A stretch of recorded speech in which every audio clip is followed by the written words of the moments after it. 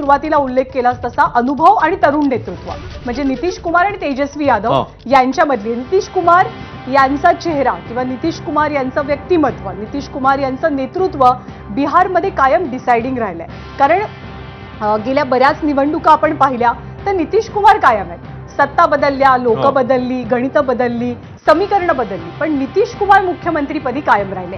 यावेळेला सुद्धा ज्याच्या बाजूनं निकाल झुकतील त्याच्या बाजूनच नितीश कुमार जाणार का हे पाहणं सुद्धा किंवा याची चर्चा आता थोड्या वेळानं कदाचित सुरू होईल, जेव्हा एक प्रकारे चित्र स्पष्ट होईल. जेडीयू 53, भाजप 53, आरजेडी 66 म्हणजे आरजेडीचा आकडा हा सर्वात मोठा आत्ताचा आकडा आहे. काँग्रेस 8 जागा, जनसुराज 3 जागा, आरजेडी 66, एनडीए एकत्रितरित्या 108 जागांवर आघाडीवर आहे. महागठबंधन 75 जागांवरती आघाडीवरती आहे. बऱ्याच इंटरेस्टिंग फाईट्स आहेत, बिग फाईट्स आहेत. तिथे नेमकं काय होतंय, कुणाची आघाडी कुणाची पिछाडी हे पाहणं सुद्धा खूपच महत्त्वाचं असेल. अश्विन, सध्याच्या घडीला 190 कल ज्ञानदास समोर आलेले आहेत. एनडीए 108, 75 महागठबंधन म्हणजे मगाशी जो फरक होता तो आता पुन्हा एकदा वाढताना दिसतोय. आणि 122चा मॅजिक फिगर बघितला तर जवळपास 13-14 जागा आता फक्त उरलेल्या आहेत आणि एनडीए मग मॅजिक फिगरच्या दिशेने पोहोचू शकेल अशी सध्याची स्थिती. भाजप 54, जेडीयू 53, इतर 2, 110, 75, जनसुराज 3, इतर 4 आणि त्याच्यामुळे महागठबंधन जरी 75 वर असलं तरी त्यातले बहुतांश जागा जवळपास 90-95% जागा आरजेडी 66 ठिकाणी आघाडीवर, काँग्रेस 8 ठिकाणी, इतर 1. त्यामुळे नंबर 1चा पक्ष वैयक्तिक कामगिरी जर विचारात घेतली तर सध्या तेजस्वी यादव यांचा पक्ष पुढे दिसतोय. आणि सर्वाधिक जागा सुद्धा 143 जागा 243 पैकी आरजेडीनं लढवलेल्या आहेत.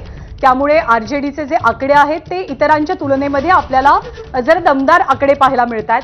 भाजप 55, जेडीयू 54. त्यामुळे एनडीए एकत्रितरित्या 111 हा आकडा कलांच्या बाबतीत आतापर्यंत गाठू शकलेली आहे. तर महागठबंधन 75 जागांवरती आघाडी घेत असल्याचं चित्र आहे. पण त्यापैकी सगळ्यात मोठा वाटा आरजेडीचा आहे जो 66 जागांचा आहे. तेजस्वी यादव यांनी एक हाती लीड केलेला आहे आरजेडीला. आणि गेल्या काही वर्षांमध्ये जेव्हा त्यांच्या हातातली सत्ता गेली ते विरोधी पक्षात बसले तेव्हा खूप प्रभावी पद्धतीनं विरोधी पक्षांचं नेतृत्व केवळ बिहारपुरतं मर्यादित नाही तर इंडिया आघाडीमधला सुद्धा एक मोठा चेहरा, महत्वाचा चेहरा म्हणून तेजस्वी यादव पुढे येत असल्याचं चित्र आपल्याला पाहायला मिळालं. एसआयआर नंतर झालेली ही पहिली निवडणूक आहे. आतापर्यंत बिहारच्या इतिहासातलं सर्वाधिक मतदान हे यावेळच्या निवडणुकीमध्ये नोंदवलं गेले जे 66.91% आहे. 71% अधिक मतदान हे महिला वर्गाने दिलेलं आहे. त्यामुळे युवा असतील, महिला वर्ग असेल आणि जातीचं राजकारण, जातीची गणितं ही बिहारमध्ये खूपच प्रभावशाली मानली जातात. तरी जातीची गणितं ज्या पक्षाने योग्यरित्या जुळवून आणलेली असतील तोच पक्ष किंवा ती आघाडी, ती युती पुढे जाईल असा तज्ज्ञांचा अंदाज आहे. आत्ताचे आकडे पाहिल्याच्या नंतर आरजेडीनं प्रभावशाली कामगिरी वैयक्तिकरित्या केलेली आहे पण महागठबंधनला एकत्रितरित्या ती जादुई कामगिरी सध्या तरी करता आलेली नाही. 122चं बहुमत आहे. एनडीए 120 पर्यंत पोहोचलेलं आहे ज्यापैकी भाजप 60, जेडीयू 58 आणि इतर 2 असं चित्र आहे.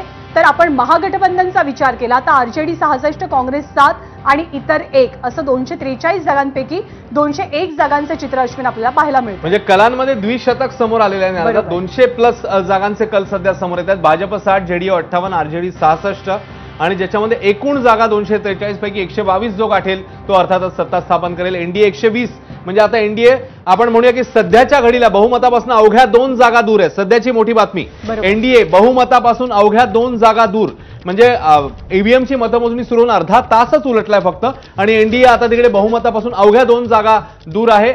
मोठा फरक, एनडीए 122. त्यामुळे आता आत्ताच्या घडीला एनडीएने जादुई आकडा बहुमताचा गाठलेला दिसतोय. महागठबंधन 74, एनडीए 122. त्यामुळे पुन्हा एकदा एनडीएचं सरकार किंवा नितीश कुमार मित्रपक्ष हे सरकार स्थापन करणार का हे आता बघावं लागेल. कारण सध्याच्या घडीला तरी तसंच दिसतंय. जे एक्झिट पोल सांगत होते की एनडीएला स्पष्ट बहुमत मिळेल तोच बहुमताचा आकडा आत्ताच्या कलांमध्ये एनडीएने गाठलेला दिसतोय. 122-74 अशी सध्याची स्थिती. या घडीची मोठी अपडेट 8:30 वाजता ईव्हीएमची मतमोजणी सुरू झाली. त्याआधी पोस्टल मतमोजणी सुरू झाली आणि मगाशी जो फरक एकेरी आकड्यांवर आलेला होता तो आता पुन्हा